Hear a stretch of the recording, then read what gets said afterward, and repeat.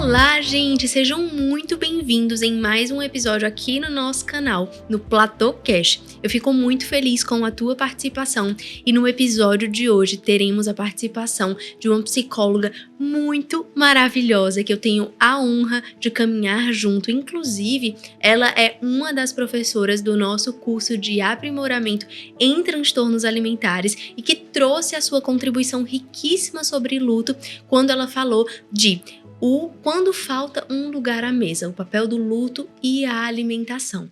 Vou pedir para ela se apresentar um pouco para vocês, a grandiosíssima Thaís. Eu tenho certeza que vocês vão amá-la. Oi lá, tudo bom? Conviver com a Laís é ter estímulo de autoestima todo dia, toda hora. Maravilhosa. Eu sou a Thaís Arca, sou psicóloga clínica especializada em luto, atendimentos a casos de perdas e lutos, e é um prazer estar aqui. Muito obrigada por esse convite. É um prazer, de fato, caminhar mais perto de você e ter tanto essas trocas, né? Do mesmo jeito que eu sou professora do seu curso, a Laís também é professora do meu, e assim a gente vai. Com toda certeza. Muito obrigada pela tua participação. E aí, quando a gente fala de luto, normalmente a gente logo relaciona com a perda de alguém no sentido de morte. Mas é muito importante a gente deixar claro que não necessariamente o luto é sobre a morte, mas sobre perdas significativas, né? Exato. E realmente, como que tu percebe na tua prática clínica que o luto ele vem tendo essa influência também na alimentação? Tá. A gente percebe dois caminhos, um acontece bem mais do que o outro, a gente pode ter tanto a redução do apetite, quanto um certo gatilho para compulsões, né? Algumas pessoas que já tinham algum histórico de algum tipo de transtorno, algum comer transtornado, tem essa piora num processo de luto. Mas o mais comum que a gente vê é uma restrição, de fato, algumas pessoas, inclusive, adoecendo como uma consequência do não alimentar, né? Quando a gente pensa no comportamento alimentar, a gente vai ter os 3 tipos de fome, né? Sim. A fome biológica, a fome emocional e a fome social. Um processo de luto, ele é tão complexo, ele é tão forte, ele é tão a maior crise que a gente vive, mesmo processos que não sejam por morte, que a gente observa as 3 fomes, os 3 tipos de fome sendo alterados, né? O que acontece é que o luto, ele é um estresse para o nosso organismo. Então, a gente tem, biologicamente falando, o aumento do cortisol, que traz um comportamento de resposta de fuga ou luta, né? Que é a resposta natural que a gente tem diante de um estresse. Então, a gente tem uma redução muito drástica do apetite, da pessoa de fato não sentir vontade de comer, não ter nenhuma evidência fisiológica de fome e passar muito tempo sem comer. A maioria dos meus pacientes chegam para o consultório tendo um emagrecimento muito drástico ali num período recente da perda. Isso vem do relato deles, né? Porque geralmente quando eles me buscam após a perda, eu não tenho a referência do quanto emagreceram. Mas daí me trazem fotos e tal, e a gente vê que realmente teve um emagrecimento muito, muito drástico, muito violento, muito grande em pouco tempo. E isso eu, assim, vendo um pouco da prática clínica também, a gente consegue perceber bastante que a comida, ela também é muito relacionada ali em momentos de descontração, no convívio social. Eu tô saindo com um amigo, então a gente vai sair para lanchar e tudo. Então, quando alguém tá passando por um processo de luto, de perda de alguém, normalmente essa pessoa fica mais isolada, né? Tá passando ali por uma tristeza muito grande. Então, esses convívios sociais que possibilitariam ali um possível comer exagerado e tudo, acabam ficando muito reduzidos, e aquela motivação até para fazer as coisas do dia a dia muito reduzidas, e a alimentação ela sofre muito nesse processo também, né? Muito. Tanto por essa questão prática mesmo, quanto tem a questão biológica, e daí a gente observa também a questão emocional por trás disso, principalmente no sentido de autoflagelo diante do luto, né? O que acontece o enlutado tá em sofrimento, tá em grande sofrimento, a gente observa muito a culpa do sobrevivente, porque que ele foi ou ela se foi e eu não. Ou quando a gente vamos pensar no processo de separação de relacionamento amoroso, por que terminou comigo? Quem sou eu diante disso? O que eu tenho de errado para ele ter terminado comigo? E esse humor mais deprimido faz a pessoa querer se punir através da restrição alimentar, né? Que é muito o que também a gente encontra de estudo em relação a comportamentos anoréxicos, enfim, né? Dessa questão mais de transtorno mesmo. Então, a gente encontra muito isso no luto também. E a questão social também muito afetada por esse alimento me lembrava a pessoa que eu perdi, então eu não consigo mais comer. Eu tenho uma paciente que ela não consegue mais passar café. Porque pro marido aquilo era muito significativo. Ele gostava muito de moer café. Então é um café específico que ela não consegue sentir o cheiro. E a gente tem alguns estudos neurológicos, né, de neuroimagem mesmo, mostrando que a gente pode ter afetação, não sei se essa palavra existe, mas afeta o sabor do alimento de acordo com a associação emocional que você faz daquilo ali. Então, do mesmo jeito que a gente gosta daquele bolinho de vó e que ele tem um gosto especial, a gente pode ter a mudança de paladar de alguns alimentos para ficar mais amargo, como uma representação do amargor emocional mesmo. Isso como é importante assim a gente ver a função que tá tendo a evitação. Por exemplo, quando a gente fala um pouco sobre esse viés, né? De, puxa, eu parei de filtrar café ou fazer alguma coisa assim. Puxa, qual o impacto que tá tendo na vida dessa pessoa o fato dela ter parado de fazer uma coisa que ela tanto gostava? Será que é uma tentativa de não pensar na pessoa que acabou ali se distanciando, se for uma perda assim no relacionamento, ou então que faleceu mesmo? Puxa, será que essa evitação vai ser a solução? Né? Então, a gente precisa ir muito além desse aspecto e ver de, poxa, será que... se essa pessoa diz, nossa, eu quero muito voltar a tomar esse café, mas eu não consigo. Então, será que a gente não pode ajudá-la nesse processo de retomada também, né? Então, entender a função é muito importante, né? Exatamente. O quanto... E daí a gente fala de um trabalho muito multidisciplinar, né? Do nutricionista, entendendo isso. Inclusive, hoje a gente já tem evidências da importância de você ter perguntas no questionário nutricional de se a pessoa vivenciou alguma perda. Porque daí você vai ver ela com algum tipo de restrição para algum alimento e você não entende o porquê que aquele alimento não consegue ser incluído. Para algumas pessoas, a gente percebe que a eliminação de algum alimento vai ficar. E ela não vai conseguir recuperar aquilo ali ou voltar aquilo ali, pelo menos por um longo tempo, né? A reconstrução a volta desse alimento para a dieta precisa ser vagarosa para que a gente não atropele o processo de luto do paciente. Então, a importância do nutricionista entender muito disso, conseguir ter essa sensibilidade, digamos assim, e o trabalho do psicólogo junto de, exatamente, entendendo a intenção dessa evitação. Tá evitando o alimento como uma autopunição, porque sente que não é merecedor, né? Porque a gente vê muito esse comportamento como se fosse meio, eu vou esperar a morte chegar. E daí a pessoa para de comer, ela para de beber, ela para de fazer as coisas que a mantém sobrevivendo, né? E o quanto uma rede de apoio é fundamental para isso. Eu recebo muitas pessoas, principalmente em direct de Instagram, consultório nem tanto, mas mais no direct de eu conheço alguém que tá passando por um luto. O que eu posso fazer para ajudar?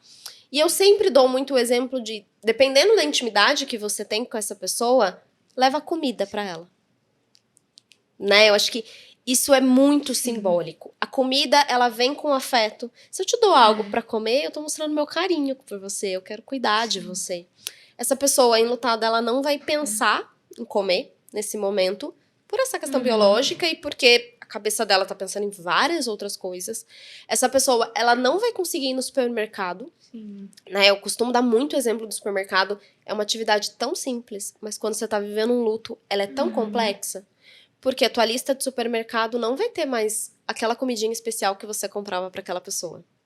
Você vai encontrar com pessoas conhecidas, porque geralmente a gente vai no supermercado perto da nossa casa. Você vai ter que responder perguntas que você não quer responder. Você quer permanecer em casa, você não tem energia para ir fazer a compra. Então, se você quer ajudar alguém que tá enlutado, leva uma comida, leva o almoço para ele. Se você puder, faz comida ou compra comida para ele ter congelada no congelador e ter o que comer. Eu acho que esse é um dos cuidados mais importantes e mais significativos que a gente pode fazer, mais do que qualquer palavra de fato possa possa acomodar ali a dor, sabe? E assim, eu vejo assim, o relato de algumas pessoas que perdem alguém como, puxa, eu não mereço ser feliz. Então, Sim. se eu tô retomando as atividades que eu gosto de fazer, eu tô dizendo que eu tô feliz, portanto, será que eu não tô sofrendo pela perda?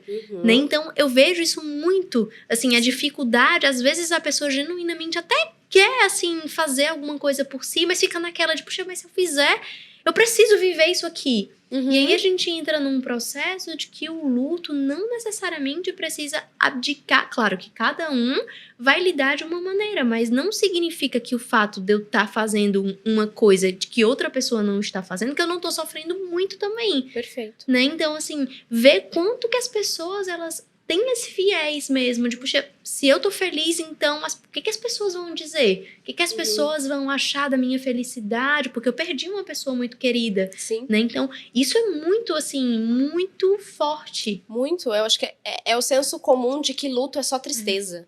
Né? O luto, ele tem uma diversidade muito grande de manifestações e ele acontece exatamente na oscilação. Eu costumo trabalhar muito com psicoeducação com os meus pacientes nesse ponto de você vai oscilar. Então, tem o seu momento de alegria. Quando você voltar para casa, a gente chora. Não tem problema. Né? Você tem o direito de fazer os dois e precisa fazer os dois mundos para um luto mais saudável. E eu acho que uma chavinha muito interessante de ajudar o paciente a virar nesse sentido, através inclusive da alimentação, o paciente enlutado, ele foge muito da comida porque ele tá fugindo do prazer, porque ele não pode sentir prazer, ele sente que ele não pode sentir prazer, e comida traz algum tipo de prazer e satisfação pra gente, principalmente quando é algo que a gente gosta. Então, a gente pode virar essa chavinha como a comida não mais apenas como fonte de prazer, mas como uma fonte de honrar aquele que se foi, né? Ao invés de permanecer no sentimento da culpa do sobrevivente, que a gente chama, é um sentimento de, então, se o outro se foi e você não, então, bora honrar essa vida que você tem agora e honrar a vida e memória de quem se foi. Então, a alimentação, do mesmo jeito que ela pode ser mais fonte de dor ainda, num processo de luto, porque comer tal coisa me traz essa memória, a gente pode trabalhar com o paciente para que trazer essa memória possa ser uma forma de honrar e homenagear o outro. Ressignificar mesmo, né? Exatamente. Que é o que a gente chama de vínculo contínuo dentro da clínica do luto. Você não vai esquecer, você não vai tirar essa pessoa da sua vida, mas você vai transformar a forma de se relacionar com ela. A alimentação pode ter um papel crucial e muito bonito em relação a isso. E outro tópico, assim, que eu acho, assim, muito importante da gente falar é que não existe um tempo específico para essa pessoa processar o luto, né? Então, a gente imagina, nós temos perspectivas diferentes da vida, a gente tem uma... Enfim, todo mundo é diferente, né? Então, se eu reajo de uma forma e demoro um pouco mais para processar toda aquela perda, não significa necessariamente que eu esteja em um luto complicado naquele ponto, né? Da mesma forma que, imagina, uma pessoa passou por uma situação similar à minha e logo conseguiu voltar. Isso não significa um luto complicado, mas as fases diferentes de cada pessoa, né? Exatamente. Cada um é um, cada vínculo é um. Então, tem uma paciente que é bem significativa em relação a isso. Ela perdeu o pai há um tempo atrás. Pra ela foi um processo bem complicado, o luto do pai. Ela tinha muita culpa. A gente precisou trabalhar muito. A questão da alimentação ficou muito evidente. Ela emagreceu bastante. E recentemente, quase 2 anos depois da perda do pai, ela perdeu o avô. E foi um processo completamente diferente pra ela. Né? Então, o pai havia falecido de Covid, muito novo, de uma forma inesperada. Olha o choque que isso representa e quem era esse pai para ela. Isso é muito significativo, você entender quem é o enlutado e o que ele perde com a perda dele. Ela não perdeu só o pai, ela perdeu o amigo, ela perdeu a fonte de segurança. Ela perdeu quem ela era com ele também, né? Muito, muito. E com o avô, é lógico que ela sentiu e sente, mas foi um processo, ele foi adoecendo aos poucos, ele foi envelhecendo aos poucos, ele faleceu numa fase da vida em que a gente cria um significado de ele viveu o que ele tinha para viver, o ciclo dele se completou. Muito diferente de uma morte de alguém muito novo, numa morte acidental, né, através de um acidente que envolve violência, que existe uma ruptura muito maior e muito mais violenta de fato. Né? Isso diferencia muito como que o luto vai acontecer e no tempo que a pessoa vai conseguir processar, integrar isso de alguma forma. Sim, aí tu trouxeste, né, esse viés do, puxa, perdeu quem você era com a pessoa. Eu trouxe muito a reflexão também de perdas de relacionamento mesmo, né, términos de relacionamento. Acaba que quando você termina um relacionamento, não é só uma pessoa que sai da sua vida, mas a tua rotina, ela modifica. Por exemplo, quem tem costume de ficar ligando, de ficar falando, ou de ficar comentando alguma coisa e vivendo mesmo várias situações do dia. Então, tudo isso modifica. Então, você é você, mas uma parte tua que era praticamente grande parte do teu dia também se modifica. Sim. E como é importante a gente conseguir ter apoio, ter essa rede de apoio e psicólogos também nesse ponto para conseguir ressignificar essa nova rotina. Sim. Rotina, círculo de Sim. amigos. Existe, a gente fala do fenômeno do espelho partido, que é exatamente isso. Por exemplo, existe um lado meu que só existe quando eu tô com você. Na nossa relação de amizade. Porque você tem um jeito particular seu que me desperta certas características que são minhas, mas só desperta na nossa relação. Num relacionamento amoroso é isso. Eu só sou, existe uma parte minha que eu só sou quando eu estou com o meu namorado. E daí, quando esse vínculo se rompe, essa parte, ela fica onde? Ela foi com o outro ou ela tá comigo? Ela tá comigo, mas eu não tenho mais aquela pessoa que despertava isso em mim. Então, é como se ela não estivesse mais. Então, Você uma então parte acaba da gente... de duvidar quem é você, né? Uma parte de você, de fato, falece. Quando você se perde, né? Falece, não sei, mas se perde. Pelo menos por um tempo, até você se entender ali. A maioria das minhas pacientes que chegam com término de relacionamento, a alimentação chega, assim, completamente bagunçada. Sem comer também, emagrece muito, né? As pessoas costumam brincar até um pouco de mau gosto, de eu vou passar por uma desilusão amorosa para emagrecer, né? De uma forma zero saudável. Então, chega muito com isso, comendo só besteira, aí depois acaba desenvolvendo uma compulsão, tentando anestesiar os sentimentos. Então, e chega muito na dúvida, eu escuto muito esse relato de tal coisa, eu gosto. Eu não sei se eu gosto por mim ou se eu gosto porque o fulano gostava, porque foi ele que me apresentou isso aqui. Então, e aí? Não quero mais ir em tal restaurante. Eu não quero mais ter essa rotina, porque me lembra demais tal pessoa. Então, chega muito fragmentado mesmo. E dessa forma, a gente acaba não nos permitindo desenvolver novas memórias também, né? Porque o restaurante eu posso ter conhecido com determinada pessoa. Mas, puxa, se eu for em um outro momento com outra pessoa, eu vou vivenciar aquilo de uma outra forma, mesmo sendo o mesmo restaurante, né? Então, também ajudar aos pacientes a desenvolver mais repertório nesse sentido, né? De, opa, tudo bem, você sempre foi dessa forma com essa pessoa, mas era você ali. Era a tua característica que estava sendo mostrada, como você bem trouxe.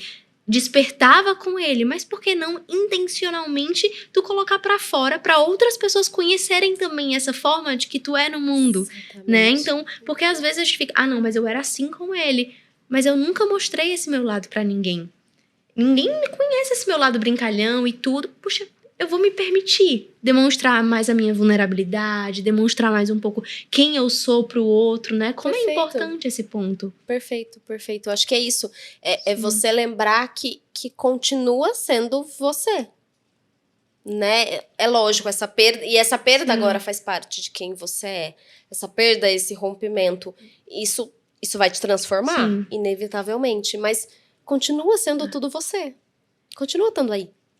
E como a gente coloca significados sobre a perda, né?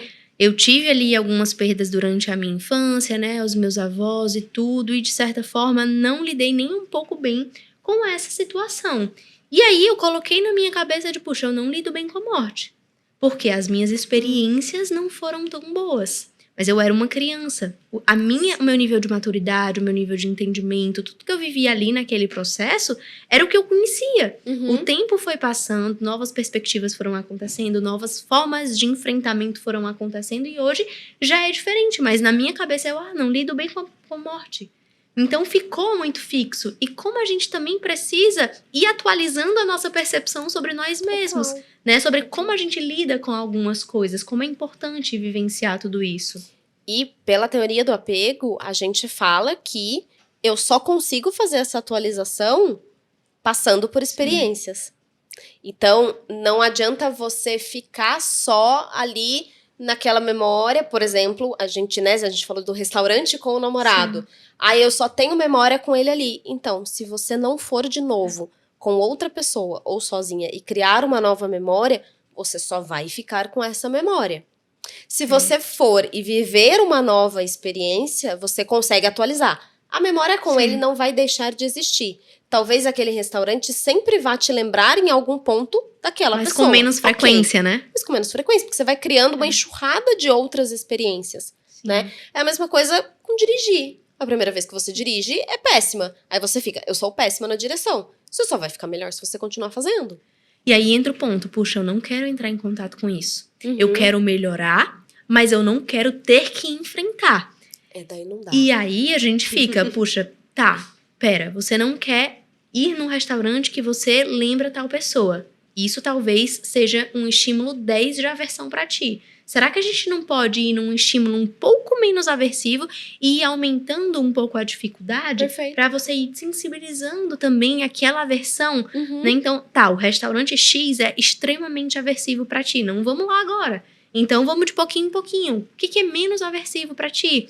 E aí a gente vai, opa, consegui fazer tal coisa. Deu certo, me senti bem. Agora eu vou pro passo 2, vou pro passo 3. Conforme você vai fazendo isso, você vai criando literalmente repertório e novas Sim. experiências sobre o que você tá vivendo, né? Uhum. E às vezes, né, eu tenho pacientes que escolhem até viver o processo Sim. de luto sempre indo para coisas muito diferentes. Então, por exemplo, essa paciente mesmo, né, que perdeu o pai, Sim. quando chega a data comemorativa, ela e a família preferem fazer tudo muito diferente, fugir totalmente da tradição. Porque quando tá tudo muito diferente, o lugar vazio na mesa não se destaca tanto. Sim. É lógico que ele tá ali e você sente. Mas não é tanto. Porque você já tá vivendo muita coisa diferente. Já tá tudo muito diferente. Então, às vezes, essa dessensibilização progressiva precisa acontecer assim, num processo de luto. Vamos pra uma coisa muito diferente, que você não tem referência daquela pessoa vivendo aquilo com você. Quando a pessoa menos espera, ela tá vivendo aquilo que ela achou que ela nunca ia conseguir viver de novo. Ela consegue ir no restaurante que ela achou que ela nunca mais ia pisar.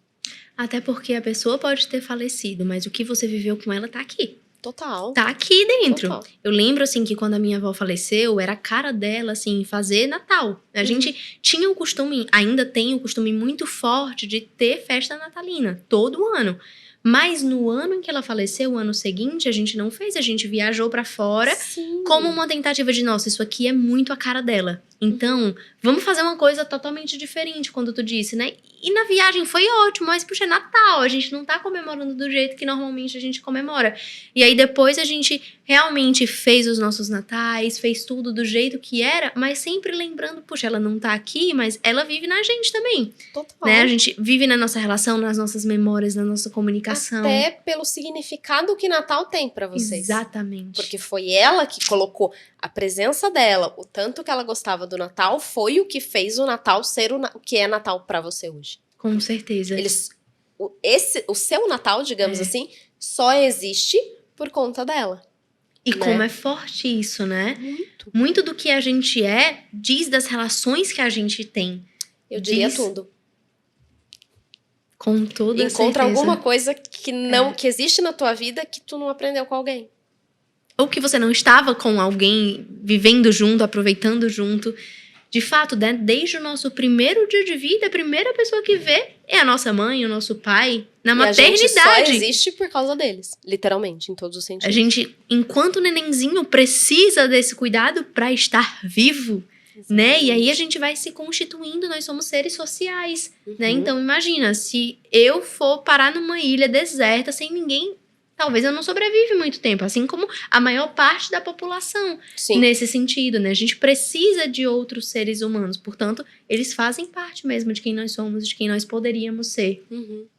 E eu acho que a alimentação, ela entra tanto nisso, né? Sim. Porque de fato, às vezes é um detalhe que faz você lembrar de alguém, às vezes que você nem convive mais, não vamos nem falar de morte, Sim. mas de alguém que você não convive mais, você fala, nossa, mas essa comida, a primeira vez que eu comi foi com fulano, nossa, isso aqui me lembra tanto essa pessoa, nossa, que legal, e hoje a gente tem na tecnologia, eu vou tirar uma foto e vou mandar pra ele, porque, sei lá, é da cidade dessa pessoa, ou a gente dividiu esse Sim. prato junto, foi essa pessoa que me apresentou isso, né, eu tenho amigos que toda vez que eu como queijo brie, e é o meu queijo preferido, Sim. e só é meu queijo preferido porque eu conheci através desse casal de amigo. Então, toda vez que eu como queijo brie, e é bastante no meu dia a dia, na minha rotina, Sim. eu lembro deles. Uhum. Então, o quanto, de fato, as pessoas vivem através de nós, e como ser social, a comida tá sempre ali. Com certeza. E é tão forte isso, porque, por exemplo, o queijo brie pra ti tem esse significado. Pra mim pode ter outro totalmente diferente. Total. E é a mesma coisa, né? Então, pra ti, talvez, quando tu come queijo brie, tu lembra dos momentos que tu viveu ali com os teus amigos, de tudo que você viveu, e o alimento fica ainda mais prazeroso. Uhum. Quando a gente tem aquele ponto, né? Muda o sabor. Afeto, literalmente. Literalmente, pra mim, pode ser mais um queijo brie. Ai, mais uma refeição aqui. Tô gostando pelo fato de gostar do queijo. Uhum. Mas não por ter toda essa representação do que ele é. E num processo de luto é a mesma coisa. É muito sobre o significado. As pessoas, elas tendem a pensar que é lógico que isso tem influência, sim. Quanto mais violenta, Sim. quanto mais brusca uma morte é, mais potencial tem do seu processo de luto ser mais complicado. Mas existem pessoas que passam por perdas extremamente violentas e elas Sim. criam um processo de luto muito saudável e lidam muito bem com isso, integram muito bem esse processo. Sim. E é isso. Enquanto outras pessoas passam por perdas aos olhos alheios, julgadas como pequenas e simples, mas para ela o significado é muito diferente e acaba sendo um processo muito brusco. E aí a gente tava falando do luto complicado, né? Só explicando pro pessoal que talvez algumas pessoas não entendam esse significado, né? Antigamente a gente falava do luto patológico, né? E atualmente a nomenclatura ela passou por algumas modificações, né? Como que é que a gente sabe, por exemplo, que a gente tá num luto complicado? Como que é, assim, esse ponto? Tá.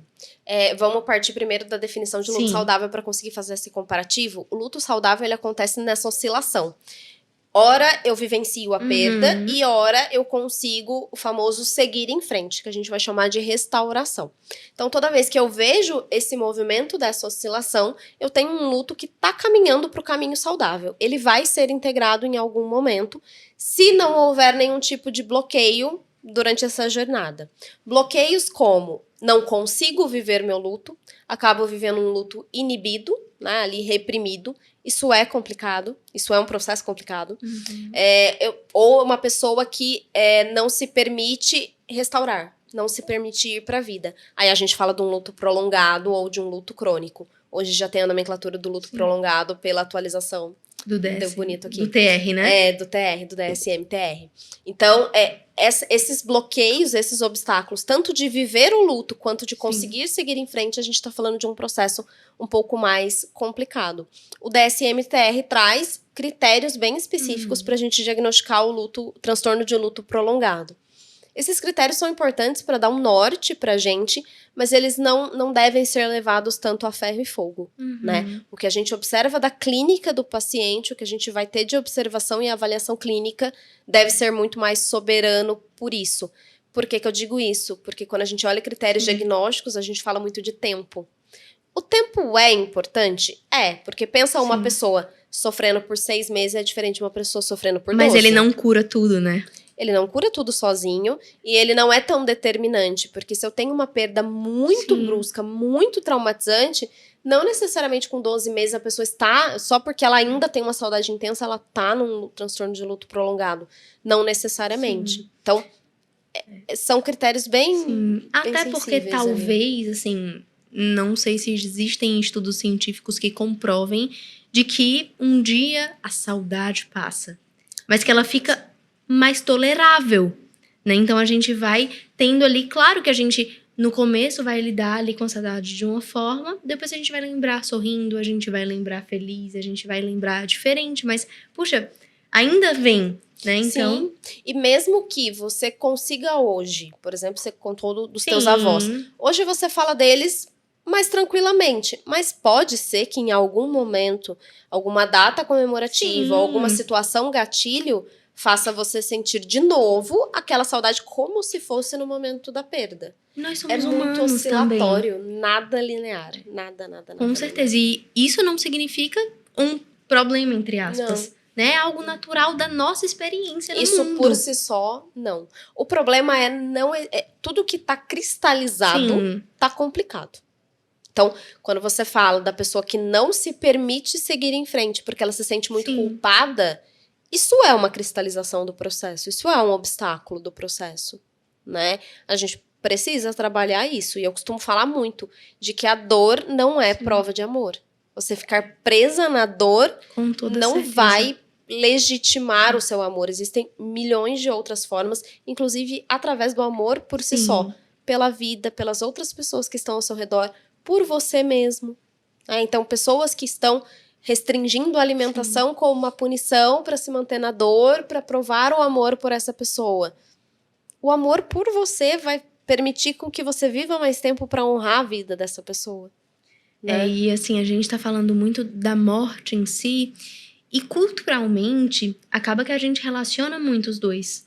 Né? E às vezes eu percebo alguns discursos de algumas pessoas, mas foi só um término de relacionamento. Mas você perdeu o emprego. Sim, aí, vai atrás de outro. Né? Mas, opa, peraí. Na perspectiva dessa pessoa que tá falando, talvez tenha sido só uma perda de um emprego. Mas como que essa pessoa tá lidando com isso? Né? Então, culturalmente, se a gente fala de perda relacionada à morte, é tipo, nossa, vamos acolher essa Aí eu pessoa. valido, aí tá tudo bem. Mas valido até um tempo, né? Passou de um Exatamente. ano, você ainda tá chorando? Ai, nossa. Já passou tanto, Já né? deu. Gente, eu tenho paciente que chegou pra mim de processo, assim, mais longo de perda Sim. e já tinha passado por outras psicólogas nesse período, de escutar da psicóloga, mas a gente vai falar disso de novo? Puxa vida. Invalidação total. No lugar que você menos espera, É. né? E daí essa pessoa chegava achando que, assim, você escuta da psicóloga, você faz toda uma idealização, né, do profissional de saúde que te cuida. Então, assim, se essa pessoa falou, tá falado. É. Então, talvez eu esteja errada mesmo, né? Então, acho que eu não tenho mais que falar sobre isso. Né? E Eu aí falava, vai não, juntando peraí, a embaixo do gente pode sim, tapete. vamos falar sobre isso. É, Se ainda é significativo, vamos falar. com Né? toda Porque só certeza. falando que isso aqui vai integrar. Ignorando, não vai dar certo. O calombo embaixo do tapete uma hora vai ficar muito grande. E aí pode chegar uma hora que a gente realmente não consiga literalmente lidar com isso, né? Então a gente precisa falar para ressignificar também. E se tu pudesse, assim, dar dicas para as pessoas que estão passando por situações desafiadoras nesse sentido, o que tu colocarias no coração delas, assim, para elas começarem a já fazer, para se sentirem melhor com a perda que estão vivendo? Ai, acho que talvez eu dê uma dica que, eu não sei se é dica, eu não sei se as pessoas talvez vão gostar tanto, porque eu acho que não tem como você viver um bom luto sem passar por ele, Sim. tentando fingir que ele não tá ali. Então, eu acho que viva isso que você tá vivendo, né? Seja gentil com Sim. você, né? O que dá pra você fazer? Porque quando a gente fala dessa saudade que vai ficando mais agridoce, né? Não é porque a saudade diminui, porque a dor diminui, mas você que cresce. Você cresce e aumenta o seu rol de enfrentamento para lidar com isso. Então, talvez a dica seja isso. Teu foco não precisa ser em reduzir a dor, mas em aumentar o que você consegue. Aumentar você, crescer você. E aí, quando tu traz o viva isso, é muito importante a gente também saber que, opa, vamos viver do jeito que vai te trazer mais benefícios. Sim. Busque um psicólogo, né? Tente fazer o melhor pra ti, porque às vezes a gente acaba entrando nessa perspectiva, vamos viver, então vamos sofrer. Então vamos entrar Se nesse... entregar pra dor. Viver a dor não é a mesma coisa que se entregar pra dor. Exatamente. Mas o que você pode fazer com a dor que você tá sentindo? Né? Cuidar isso, dela. Exatamente. É muito, muito importante. E eu queria te agradecer imensamente por esse momento que a gente trouxe. Foi muito rico. Eu amei estar aqui contigo. Se tu Sim. quiseres dar uma contribuição final, falar teu Instagram para as pessoas já te conhecerem, saberem um pouco mais de ti, certamente a gente vai se encontrar mais vezes por aqui. Com certeza, eu que agradeço lá.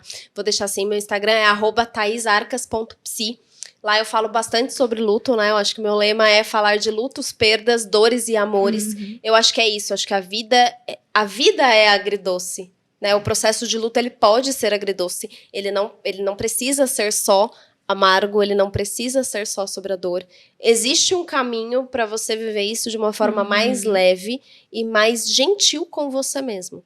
Porque daí isso abre um leque muito grande de o que é gentil para mim, não necessariamente é gentil para você. Né, e que a gente possa ter essa validação. Muito obrigada. Te agradeço por ter ficado até o final. Tenho certeza que esse conteúdo vai te ajudar. Se tu tiveres dúvidas, contribuições, pode deixar aqui nos comentários e seguimos juntos para o nosso próximo episódio. Um beijo bem grande em você e até a próxima.